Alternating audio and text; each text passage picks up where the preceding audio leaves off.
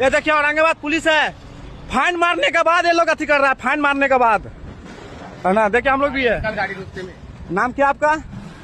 गाड़ी ठीक है, देख लीजिए यहाँ पर रोड ब्लॉक कर रखे हो औरंगाबाद के।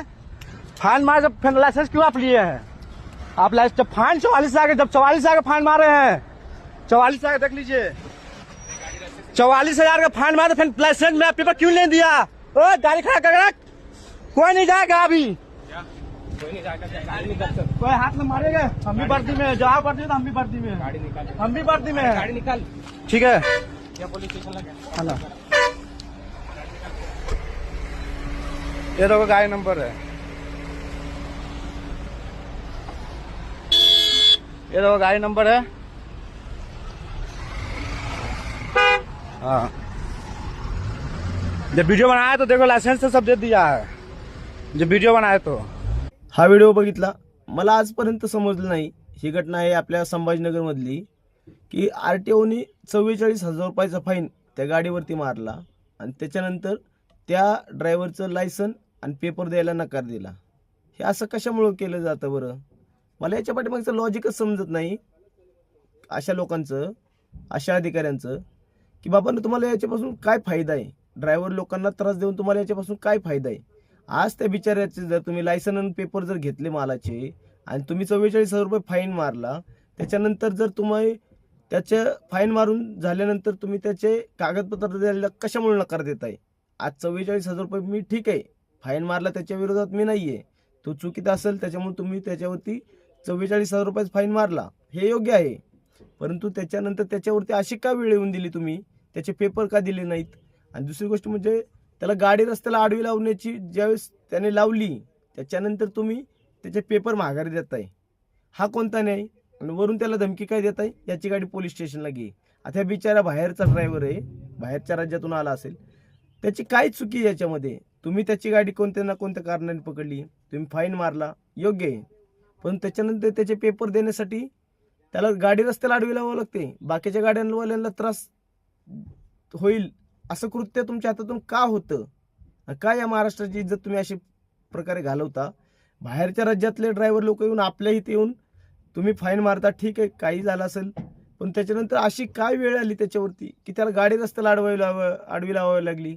त्याच्यानंतर तुम्ही त्याचे पेपर दिले। आता मला सांगा RTO साहेब, तुम्ही त्याच्यावर 44,000 रुपयाची फाईन मारली, त्याच्यानंतर तुम्ही त्याचे पेपर नाही दिले, त्याने ज्या कंपनीचा माल भरलेला आहे तो जर माल त्या ठिकाणी ज्यावेळेस तो ज्या कंपनीत खाली करायचा असेल त्या ठिकाणी गेला आणि त्या ठिकाणी त्यांनी एंट्री कशी करायची?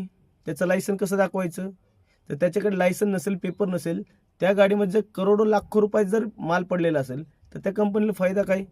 कोणती कंपनी हे पेपर मागते, लायसन मागते, ड्रायव्हरचं गाडीचे पेपर मागते, मालाचे पेपर मागते, त्याच्यानंतर गाडीची एंट्री होते, त्याच्यानंतर गाडी खाली होती। आता मला सांगा, त्याने पेपर म्हणून यांचा व्हिडिओ दाखवायचा का कंपनीला की या संभाजीनगरच्या हे RTOने माझी गाडी पकडली, माझ्या गाडीवर 44,000 रुपयाचा फाईन मारला, गाडीचे पेपर आणि माझं लायसन घेऊन गेले, आता तुम्ही हा व्हिडिओ बघा आणि याच्यावरती तुम्ही गाडीची एंट्री करा आणि गाडी खाली करून द्या।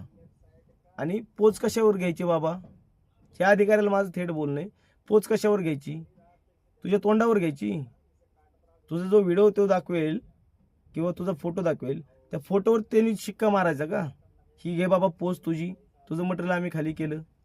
असं होत नसतं ना हो। असं जाणून बुजून का त्रास दिला जातो ड्रायव्हर लोकांना? काय एवढं छळलं जातं?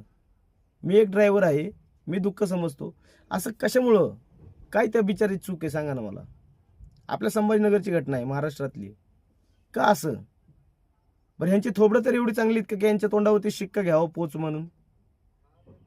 कुठेतरी थोडी जनाची नाही मनाची। आज त्या गरीबाच्या गाडीवरती तुम्ही 44,000ची फाईन मारली आणि त्याच्यानंतर त्याचे पेपर तुम्ही देत नाही, तर तुम्ही तुमच्या अधिकारांचा किती मोठा गैरफायदा घेताय साहेब? असं नका करू।